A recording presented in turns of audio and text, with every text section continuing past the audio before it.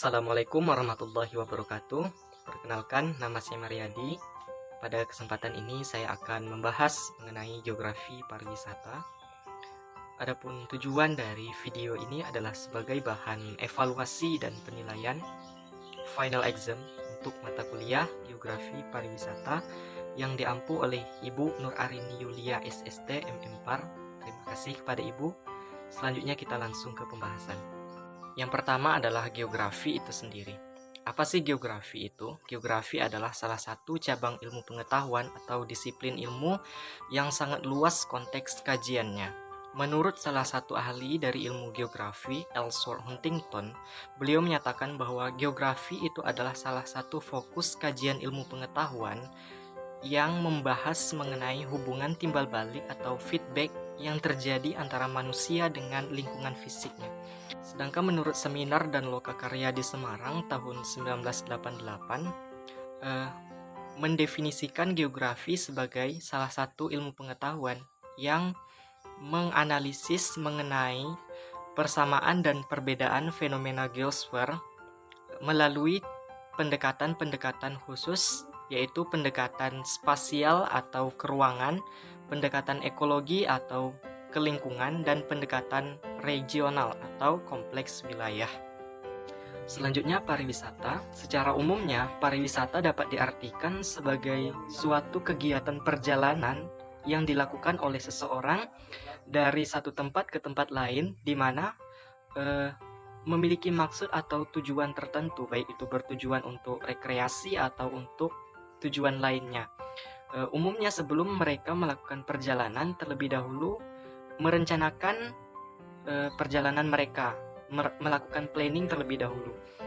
Sedangkan menurut Undang-Undang Nomor 10 Tahun 2009, pariwisata adalah segala bentuk kegiatan wisata yang dilakukan oleh seseorang, di mana didukung oleh segala fasilitas dan layanan, baik itu disediakan oleh masyarakat, pengusaha, pemerintah, dan pemerintah daerah. Jadi, seseorang melakukan kunjungan atau berwisata ke sebuah objek wisata itu memiliki beberapa kriteria penilaian sebelum mereka berkunjung ke tempat tersebut, yaitu berdasarkan akomodasi. Berdasarkan akomodasi, seseorang itu menilai apakah segala bentuk fasilitas yang disediakan di tempat tersebut apakah sudah lengkap atau belum. Kemudian dari segi pelayanan atau hospitality, apakah pelayanan sudah baik atau belum. Kemudian yang ketiga adalah aksesibilitas, bagaimana mereka mencapai objek tersebut, objek wisata tersebut, apakah jalan atau fasilitas umum lainnya sudah lengkap atau belum. Kemudian yang terakhir adalah atraksi wisata yang disediakan, apakah atraksi yang disediakan itu dapat dinikmati oleh wisatawan yang datang ke tempat tersebut atau tidak.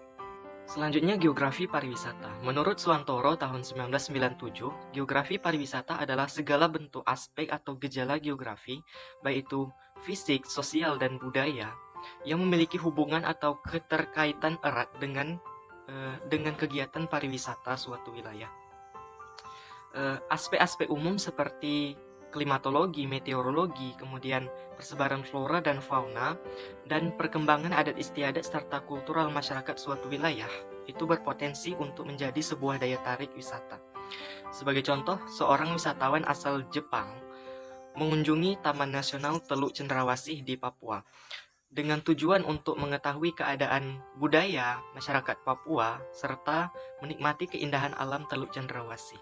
Hubungan antara geografi dengan pariwisata. Selain karena pariwisata adalah salah satu cabang dari ilmu geografi, geografi juga memberikan sumbangsih besar terhadap perkembangan wisata suatu wilayah.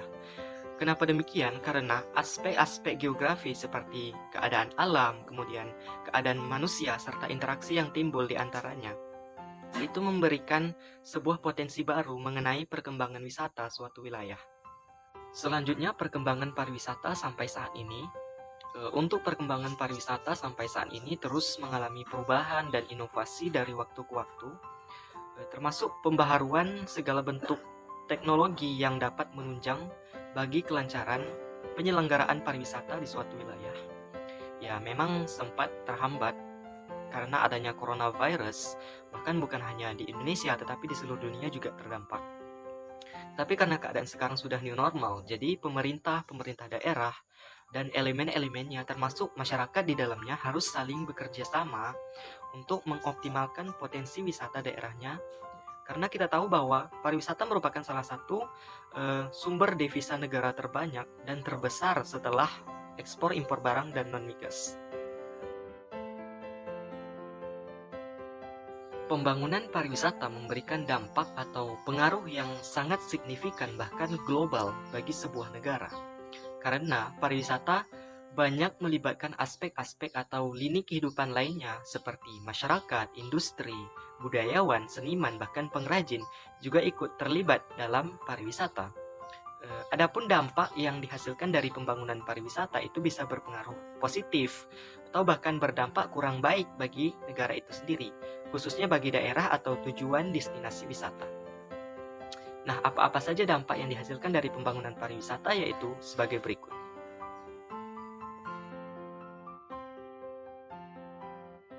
Dampak pada ekonomi artinya berhubungan erat dengan perekonomian atau pendapatan suatu negara yang diperoleh dari sektor pariwisata. Dalam hal ini berhubungan erat dengan penyediaan barang dan jasa yang menjadi salah satu permintaan yang harus disediakan oleh daerah tujuan wisata kepada wisatawan yang datang ke tempat tersebut.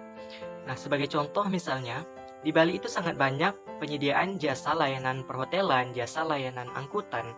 Hal ini disebabkan karena merupakan salah satu tuntutan yang harus disediakan oleh DTW kepada wisatawan yang datang ke daerah tujuan wisata karena terkait dengan kebutuhan mereka selama berwisata. Nah, wisatawan yang datang itu otomatis ketika mereka ingin berwisata dalam kurun waktu tertentu, mereka akan mencari hotel sebagai tempat mereka menginap. Dan ketika mereka ingin berkeliling Bali misalnya, menikmati pemandangan alam Bali, mereka akan otomatis mencari jasa layanan angkutan. Hal ini juga dapat meningkatkan kesempatan kerja, meningkatkan pendapatan masyarakat di daerah tujuan wisata, dan dalam skala global mengoptimalkan pendapatan atau devisa negara. Ilmu pengetahuan dan teknologi sangat besar dampaknya terhadap dunia pariwisata, karena iptek bersifat mempermudah, memperlancar, kemudian memberikan kenyamanan. Sebagai contoh, iptek membantu dalam pengoperasionalan sebuah hotel. Katakanlah di front office, mereka membutuhkan telepon sebagai alat bantu mereka untuk handling complaint for guests and menghandle setiap tamu yang akan reservasi di hotel mereka.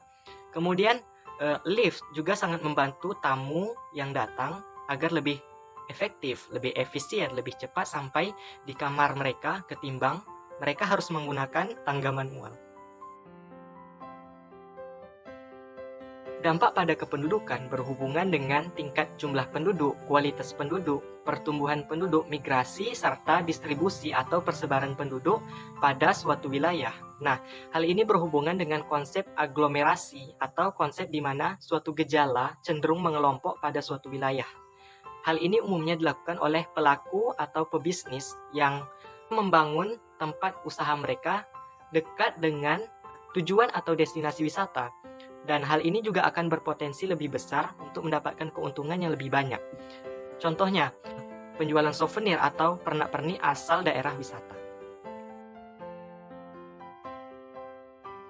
Dalam pembangunan pariwisata harus memperhatikan kelestarian lingkungan, memperhatikan ruang terbuka hijau atau RTH, dan memperhatikan tata ruang wilayah. Jangan sampai bersifat abai terhadap lingkungan hanya untuk mendapatkan keuntungan yang sebesar-besarnya. Sebagai contoh misalnya, dalam pengoperasionalan sebuah hotel itu tentunya akan menghasilkan sanitasi atau sisa buangan, baik itu yang dihasilkan oleh departemen kitchen atau bagian produksi, dan sanitasi yang dihasilkan oleh guest atau tamu yang datang dan menginap di hotel tersebut.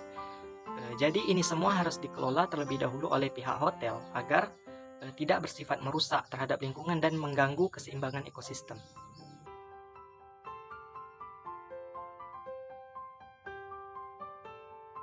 Dampak pada kehidupan sosial berhubungan dengan kehidupan sosial dan budaya suatu masyarakat. Wisatawan yang datang dengan segala kebiasaan mereka di negara asal mengasosiasikan budaya mereka di daerah destinasi wisata. Sebagai contoh, seorang wisatawan mancanegara asal Amerika Serikat melakukan kunjungan wisata ke Pink Beach, Lombok, Nusa Tenggara Barat, dengan cara mereka berpakaian yang sedikit vulgar dan terbuka. Nah, hal ini tentunya akan menjadi salah satu sorotan masyarakat setempat. Mengapa mereka berpakaian seperti itu? Nah, kemudian ada yang akan merasa tertarik dan bahkan mengikuti cara berpakaian tersebut. Dalam hal ini, seseorang harus bisa menyikapi setiap pengaruh budaya yang timbul dalam suatu masyarakat, tentang apakah budaya tersebut baik atau tidaknya untuk diikuti. Kemudian, apabila tidak bisa menyeleksi, akan menyebabkan tergerus oleh arus westernisasi. Budaya adalah segala bentuk kebiasaan yang dilakukan masyarakat secara terus-menerus, diturunkan dari generasi ke generasi dalam suatu masyarakat. Budaya perlu dilestarikan agar tidak hilang oleh arus globalisasi dan modernisasi. Kenapa budaya perlu dilestarikan? Karena merupakan salah satu aset yang dapat diandalkan untuk menarik wisatawan agar berkunjung ke sebuah destinasi wisata. Dalam hal ini, budaya yang unik akan diapresiasi oleh wisatawan yang datang, bahkan mereka ingin mempelajari budaya tersebut, dan bahkan ada juga yang memperkenalkan budaya tersebut sampai ke mancanegara. Dampak pada kehidupan politik berhubungan dengan sistem politik dan pemerintahan suatu negara. Dalam perayaan event nasional dan internasional, sebagai contoh, perayaan Hari Kemerdekaan yang menampilkan keunikan budaya dan kesenian masyarakat dari Sabang sampai Merauke. Nah, ini tentunya akan menjadi salah satu magnet yang dapat menarik wisatawan untuk berkunjung ke negara tersebut. Pariwisata juga memberikan dampak yang sangat signifikan bagi perkembangan kesehatan seseorang. Sebagai contoh, seseorang yang tinggal di daerah perkotaan itu umumnya akan merasa jenuh, merasa stres dengan kondisi dan rutinitas keseharian mereka. Nah, disinilah muncul suatu kebutuhan ingin berwisata ke suatu tempat. Setelah mereka pulang dan kembali bekerja, mereka menjadi lebih fokus dalam bekerja. Kemudian yang sebelumnya jenuh dan stres menjadi hilang. Kemudian dapat meningkatkan etos kerja, serta memberikan pengaruh yang sangat signifikan bagi kemajuan perusahaan tempat mereka bekerja. Sekian yang dapat saya sampaikan pada kesempatan ini. Saya akhiri. Assalamualaikum warahmatullahi wabarakatuh.